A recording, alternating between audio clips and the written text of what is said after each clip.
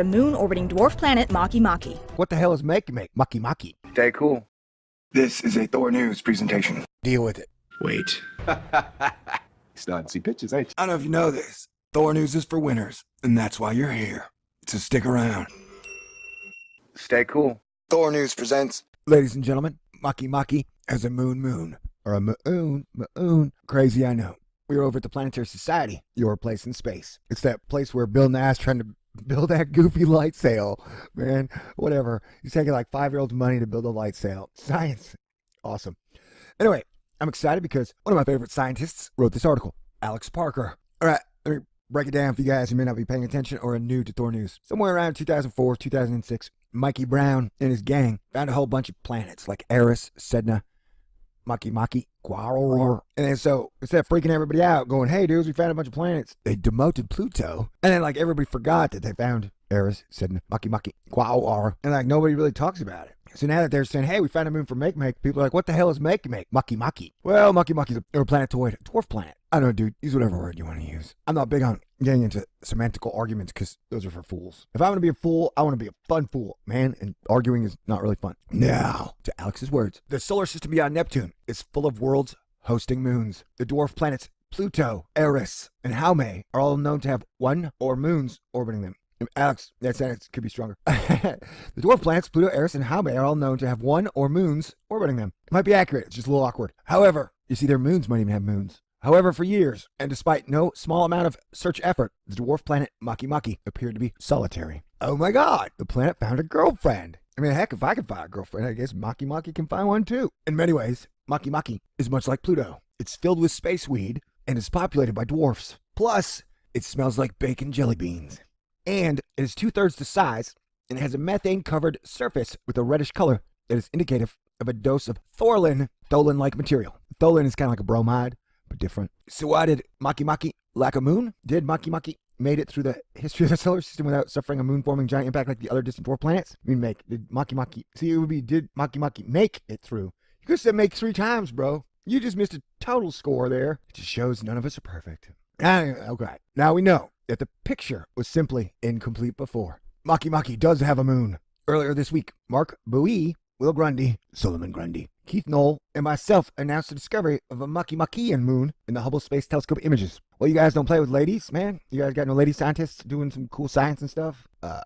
You guys are in trouble. We nicknamed MK Ultra 2, and the IAU has provisionally designated as S2015-1. Well, that's a horrible name. We've done a preliminary characterization of MK Ultra 2's properties and submitted a paper describing its implications, which you can read here.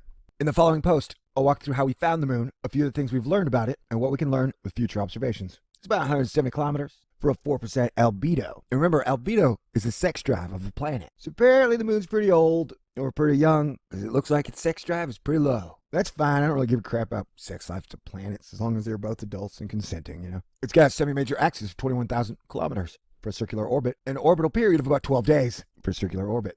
How to find a moon? Stand in front of the bathroom mirror, drop your pants. That was your answer. You're immature like me. The vast majority of the Kuiper Belt companions, oh how cute, have been discovered with the Hubble Space Telescope. The combination, the Hubble Space Telescope is badass in the 25 years they've had, Alex. Don't you think they should put up maybe like a new and improved telescope, Alex? Like, I'm thinking the optics technology might have improved in the last 25 years, bro. It's like, why don't they replace the Hubble? Is it like they don't want us to see stuff? Is it like they don't want us to make new discoveries? It's like they don't want to let the public in on what's going on? And it's like they started designing the James Webb Space Telescope in 1997. And knowing the technology curve replaces itself every 3.5 years, there's no way the James Webb Space Telescope is state of the art. You know what I'm saying, Alex? Like, it's simply, surely they jest, right, bro? Anyway, and I don't know how the James Webb Space Telescope's going to make it into space. I mean, the whole thing's just made of cash. And that's really flammable. Wink, wink, nudge, nudge. All right. Dude, I bring some of the hardest points you could ever imagine here. It's just some people can't read between the lines to understand what the hell I'm saying. And that just means you got to study more and open up your mind. And then you'll start to get it. I was talking about, I was reading Alex's stuff. The combination of its high sensitivity and its very high angular resolution make it able to see very faint objects right next to very bright objects. This is what allowed us to discover MK2 sitting adjacent to the 13 100 times brighter. Mucky mucky. Exoplanet direct imaging also requires the ability to see faint targets very close to bright ones. Thank God you're not talking to me about gravitational lensing, man. The ground-based instruments like the Gemini Planet Imager are remarkably good at this. However, they don't quite have the sensitivity to reliably detect moons like MK2. Speaking of MK Ultra, Alex, when can we get new photos of Eris? Like the last one I saw was like 2004, 2005. When can we get new photographs of Sedna? The last one I saw looked like it was from 2006. I mean, somebody just happened to place it on my machine. All right.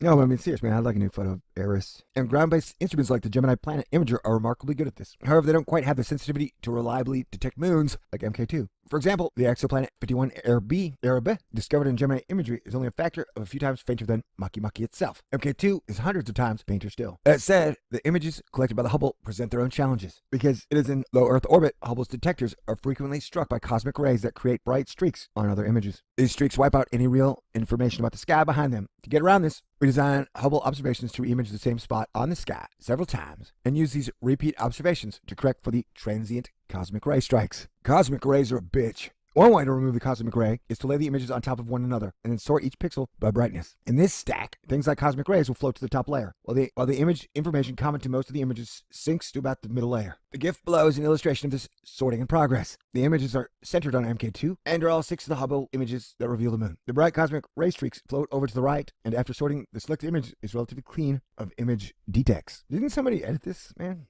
Man, check out those pixels, bro. Those pixels are stacked. So yeah, they remove background stars and stuff. Ooh, this is a pretty picture. So boom, there's a moon. All right, what can we do with the moon? Okay, so I'll have to continue this in part 2. It's been fun. Hopefully we've learned stuff. Seriously, why don't they replace the Hubble? All right, peace out. Be back soon. Astronomers using the Hubble Space Telescope just discovered a moon orbiting dwarf planet MakeMake. What the hell is MakeMake? Mucky. Stay cool. This is a Thor News presentation. Deal with it. Wait. Starting to see pictures, ain't you? I don't know if you know this. Thor News is for winners, and that's why you're here. So stick around. Stay cool. Thor News presents. Ladies and gentlemen, MakeMake has a MoonMoon. Or a moon. Crazy, I know. We're over at the Planetary Society, your place in space. It's that place where Bill Nye's trying to build that goofy light sail. Man, whatever. He's taking like 5-year-old's money to build a light sail. Science. Awesome. Anyway, I'm excited because one of my favorite scientists wrote this article, Alex Parker. All right, let me break it down for you guys who may not be paying attention or are new to Thor News. Somewhere around 2004, 2006, Mikey Brown and his gang found a whole bunch of planets like Eris, Sedna, MakeMake, and